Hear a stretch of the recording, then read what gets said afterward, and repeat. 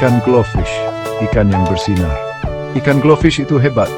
Tidak seperti kebanyakan ikan spesial ini bisa bersinar dalam gelap. Bayangkan melihat akuariummu di malam hari dan melihat warna-warna cerah dan indah bersinar. Itulah keajaiban ikan glowfish. Tapi apa yang membuat mereka bersinar?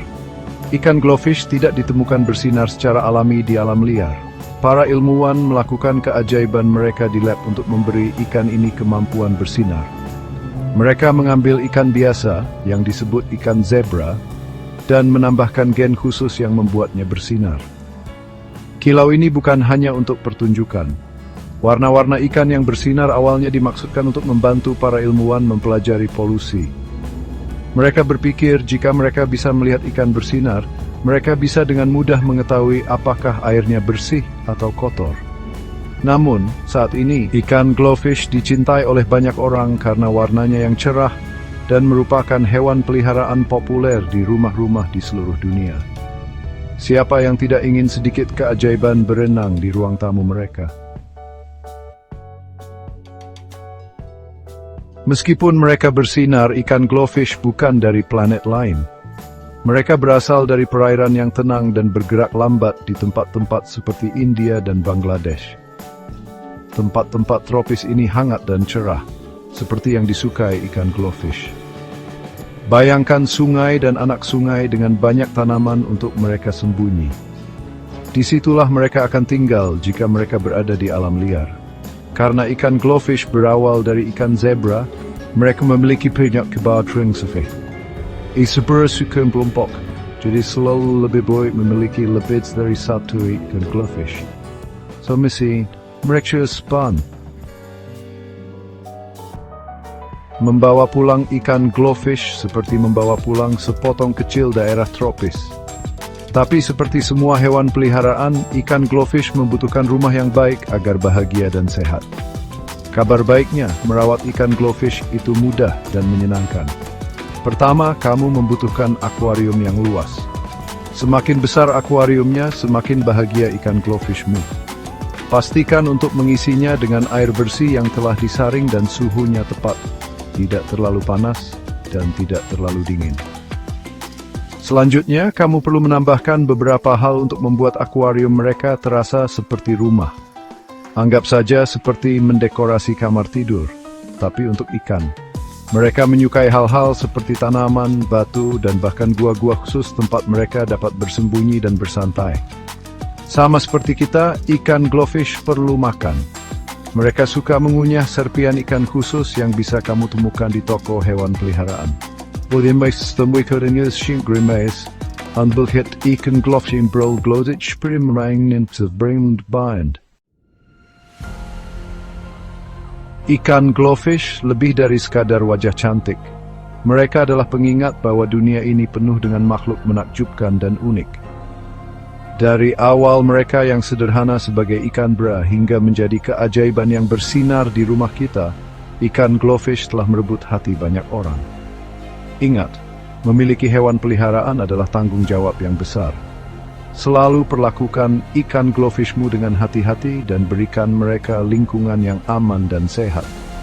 Sebagai imbalannya, mereka kreditors tunding to going non-baker, if I'm mentioning the government to backwards.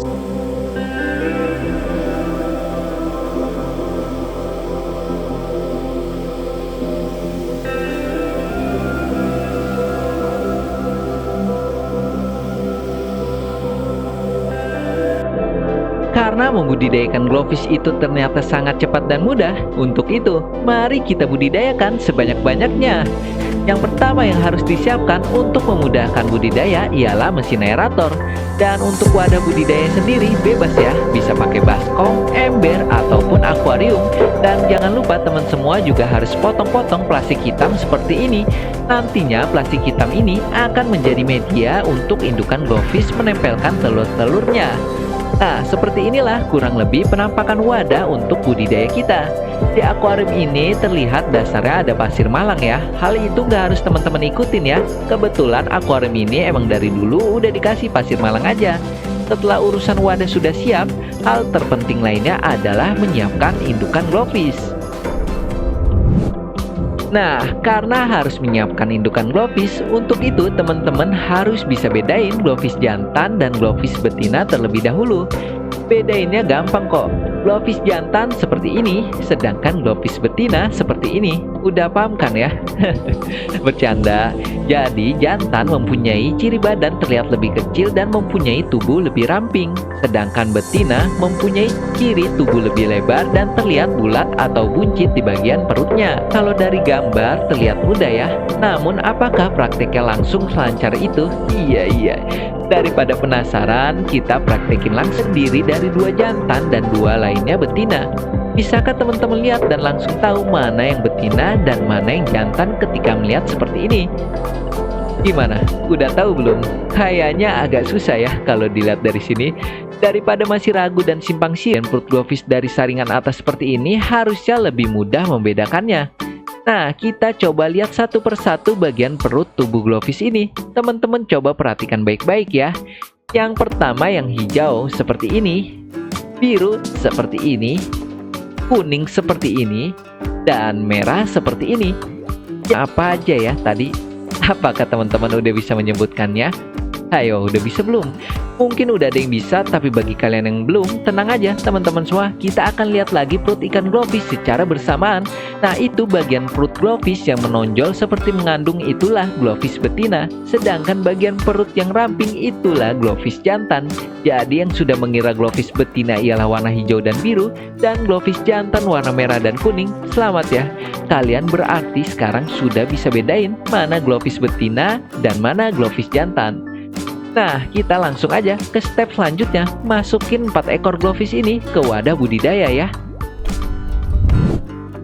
Biasa para peternak lainnya sih budidaya hanya memasukkan 1 betina dan 2 jantan. Tapi 2 betina, siapa tahu betina satunya lagi nggak mood, jadi kan bisa dihandle dengan betina lainnya, iya kan? Nah, kalau udah dimasukin ke wadah budidaya, kita biarin aja, pantau dulu sampai 1 hingga 2 hari ke depan. Oh iya, hampir lupa, sebelum mulai membudidayakan seperti ini, bagusnya sih dalam jangka waktu 1 atau 2 minggu sebelum budidaya, teman-teman berikan indukan glowfish pakan-pakan alami, terutama jentik nyamuk, agar telur yang dihasilkan nantinya banyak. Namun jika hanya memberi pelet pun sebenarnya nggak masalah, jujur aja, pakan yang dimakan nantinya akan mempengaruhi kesuburan bagi indukan glowfish itu sendiri. Nah, ini adalah video 1 hari setelah menaruh glowfish di wadah budidaya. Jadi kebagi 2 gini ya. Jadi 2 pasangan. Untuk glowfish yang biru dan merah ini sudah terlihat kalem dan santai. Sedangkan untuk glowfish yang hijau dan kuning masih terlihat proses kejar-mengejar penuh hawa nafsu ya. Nah, biasa kalau begini, maka yang biru dan merah sudah bertelur, sedangkan kuning dan hijau masih dalam proses perkawinan. Mari kita cek. Tuh bener, yang merah dan biru sudah terlihat ada telur di plastiknya. Kalau secara langsung sebenarnya cukup jelas, nggak tahu deh untuk teman-teman bisa kelihatan nggak ya? Karena maklum sih, biarin aja dulu sampai 1 hari lagi. Setelah itu baru deh para indukan glowfish diangkat, tempatkan di wadah terbaik, dan kasih makan full pakan alami yang enak-enak lagi agar bisa kita budidayakan kembali dengan waktu 1 hingga 2 minggu kemudian. Dan begitu seterusnya sampai teman-teman jadi juragan glowfish. Iya. Untuk proses bertelur ini hingga menetas. Ini dia penampakan telur glowfish. Sayangnya yang kelihatan cuma sedikit ya, karena telur glowfish lainnya ada di plastik hitam di balik batu itu. Setelah 1 atau 2 hari bertelur, jika budidaya berhasil, maka seharusnya sudah terlihat anakan glowfish yang menetas seperti ini. Cuma di hari pertama telur menetas, biasa anakan masih oleng ya berenangnya, masih belum stabil. Oh iya, untuk teman-teman semua yang baru mulai budidaya, anakan glowfish itu mempunyai cadangan pakan alami di perutnya ketika baru menetas. Jadi di hari pertama sampai hari kedua setelah menetas, kita biarin aja, nggak usah langsung dikasih pakan ya. Nah, ini dia yang ditunggu-tunggu, hari ketiga setelah menetas. Di hari ketiga inilah, anakan glowfish sudah mulai bisa berenang dengan stabil dan aktif ke sana kemari. Nah, di sini untuk anakan glowfishnya. Untuk pakannya sendiri, bagusnya sebenarnya Artemia yang ditetaskan, alias Artemia yang hidup, karena pakan hidup tentu lebih menarik daripada pakan Artemia instan ini. Tapi di sini glowfish full Artemia instan. Biar tahu aja, anakan glowfish ini akan bertahan hidup atau is dead jika hanya diberi Artemia instan. Untuk pemberian pakannya sendiri bisa dilakukan 2 kali sehari atau sehari sekali. Ya, sesuaikan aja dengan porsi dan waktu teman-teman semua. Buat simple aja, yang penting tetap dikasih makan, maka insya Allah akan aman aja. Dan inilah 1 minggu kemudian, anakan glowfish tumbuh semakin besar dan terlihat sehat-sehat aja walau hanya diberi Artemia instan. Tapi kedepannya, agar anakan glowfish semakin cepat tumbuh besar, teman-teman bisa kasih pakan alami, kutu air, atau jentik nyamuk ya. Nah, biasa teman-teman butuh waktu setidaknya paling cepat kira-kira 6 bulan lagi agar anakan glowfish ini bisa jadi indukan lagi. Nah, dalam kurun waktu tersebut, pemberian pakan secara rutin terus dilakukan ya. Lalu ganti juga air 1/4 dari wadah tersebut. Paling cepat sih bisa diganti dalam waktu 2 minggu sekali, atau bisa juga ganti ketika memang sudah mulai terlihat kotor aja.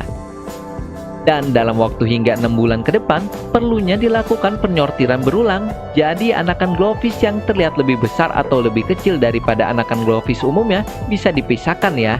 Ini semua bertujuan agar ukuran dari anakan-anakan glowfish yang kita ternak di wadah tersebut bisa sama rata tanpa ada yang menindas atau tertindas dalam hal pakan ya di rumah ya. Cukup sekian video budidaya glowfish kali ini, semoga bisa menjadi ilmu baru bermanfaat untuk kita semua. Di next video kita akan buat lagi budidaya glowfish tanpa aerator, tentu dengan cara sedikit berbeda dan dengan media telur yang berbeda juga. Jadi jangan lupa like jika suka videonya, komen jika ada pertanyaan dan request video lainnya. Lalu yang udah seru nonton sampai saat ini, keterlaluan sih ya kalau nggak di-subscribe dan hidupkan loncengnya. Saya mewakili segenap tim konten kreator UMKM undur diri. See you in the next video.